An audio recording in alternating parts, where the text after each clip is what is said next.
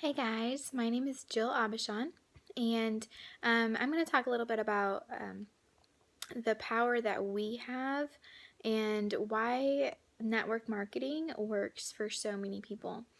Um, the idea of if you want more, you have to become more is puts a lot of responsibility on us, but it also is very freeing too.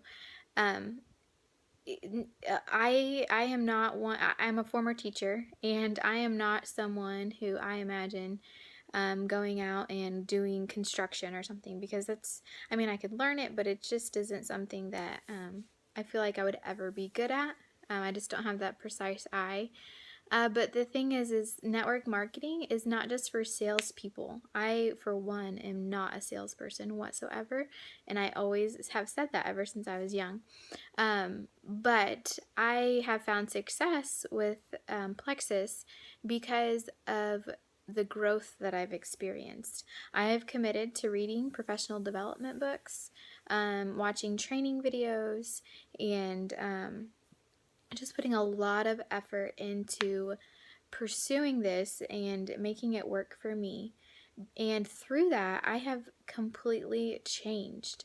I recently had someone tell me that if they would have, if I would have told them 2 years ago that I would be leading a team of people in a sales company, they would have laughed at me. And I would have laughed too, because that's not the type of person I am. I am a shy person. I am not good in conversation. Um, I am nervous around groups of people, and if you would have told me I would have led an opportunity meeting in front of, 20, 30 people last month, which I did, I would have been scared out of my pants.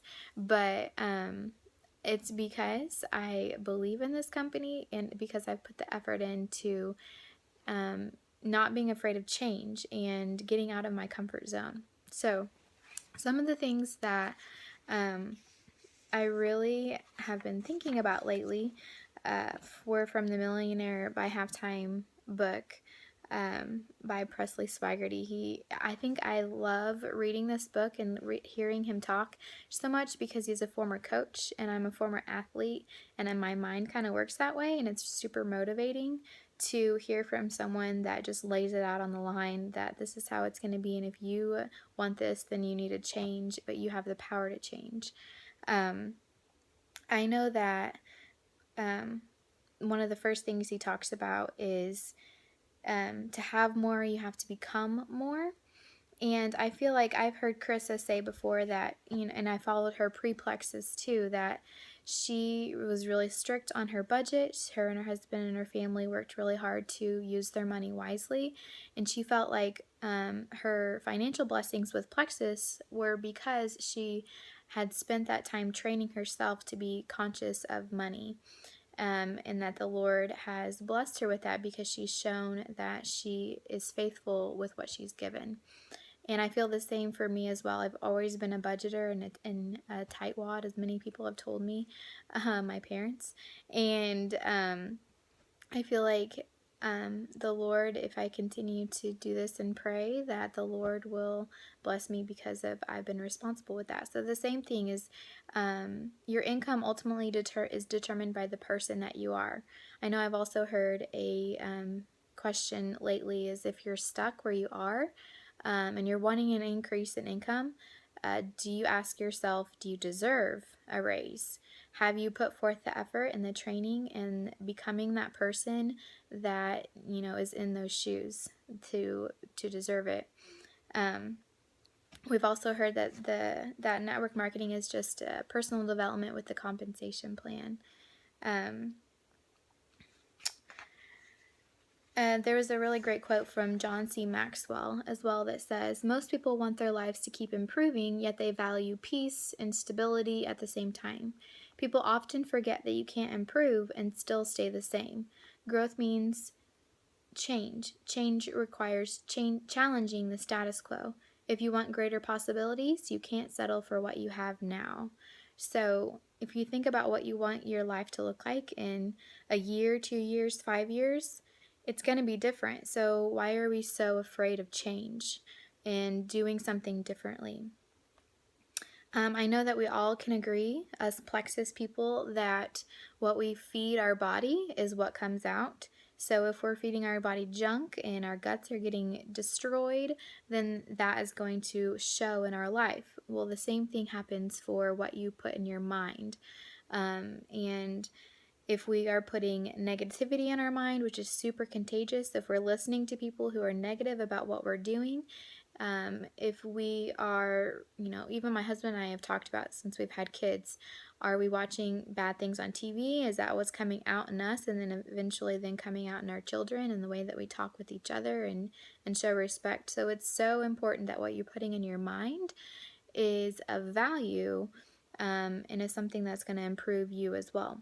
He touches on a few different ways that we can make sure that what we're putting in is of quality, which is reading good books, which being in this study is of a perfect example of you stepping out of your comfort zone, making a commitment.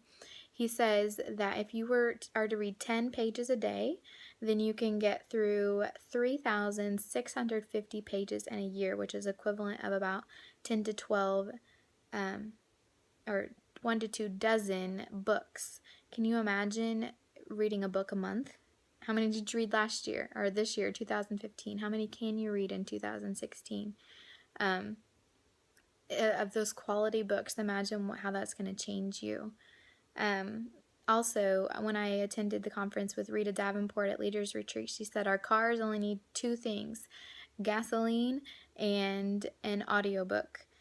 And because it's your university on wheels. So as soon as you turn your car on, then you should be listening to something that's of quality and using those few minutes that you have in your car to put those positive things into your mind. The last thing that I was going to talk about is attending seminars, which is so important because we have Super Saturday coming up. So it is so important that we're feeding our minds and growing our minds to move in a positive direction with our business by attending these things. Leaders are born at events, so make sure that you are there. And actually, the last thing was relationships. Make sure that the people that you are around are people that are building you up. And if you're around someone that's negative, then maybe limit your time with them and find people that you want to be like. Make sure that you have a mentor. That's who your sponsor is there for, that they're there for you. To encourage and to help you in any way that you can. And it's super important that you are reaching out to your mentor, to your sponsor, and finding someone that's there to support you and being there to help you. That's what they're there for. So if we do more, then we can become more. If you want more, then you can become more. So make sure that you are bettering yourself and to reach those levels of your potential.